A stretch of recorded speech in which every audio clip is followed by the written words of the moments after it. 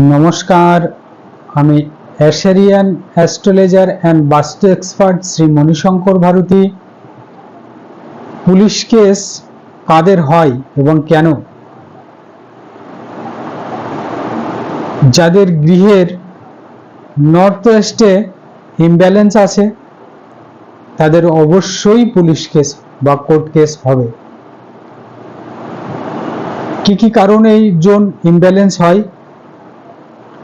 এই জোনে যদি কাটিং থাকে, overhead water tank, underground water tank কিংবা কোনো এন্টি কালার করে ফেলেন, তাহলে এই জোন ইমব্যালেন্স হয়ে যাবে এবং আপনার নামে পুলিশ কেস বা কোর্ট কেস বা কোর্টের নোটিশ অবশ্যই আসবে।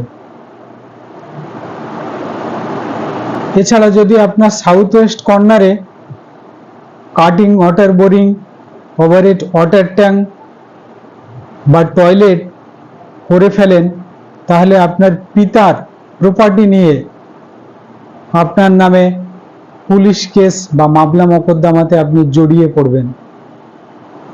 বা নতুন জমি যেখানে আপনি কিনেছেন সেটা নিয়েও আপনার পুলিশ কেস বা কোর্টের নোটিশ আসবে আপনার নামে। এছাড়া আপনার জন্ম ছকে যদি অষ্টমপতি তৃতীয় কিংবা দ্বাদশপতির সাথে কোনোভাবে কানেক্ট করে থাকে, তাহলে সেই সময় আপনার কোর্ট কেস বা মামলা মোকদ্দমা বা পুলিশ কেসে আপনি জড়িয়ে পড়বেন। এখান থেকে বেরিয়ে আসার উপায়, আপনি নর্থ ওয়েস্টে লোহার তরোয়াল রেখে দিন কিংবা লোহার স্ট্রিপ বসিয়ে দিন। যদি গভর্নমেন্টের সাথে কোনো কেস হয়ে থাকে তাহলে অশোক স্তম্ভ স্থাপন করুন নর্থ ওয়েস্টে।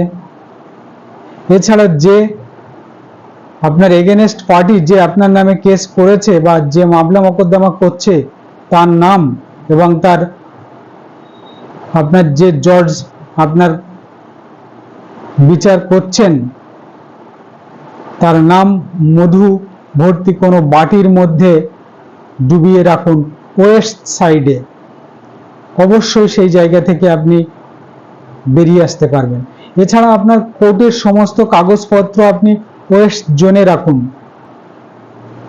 আপনি অবশ্যই রিলিফ পাবেন। নমস্কার, ভালো থাকবেন।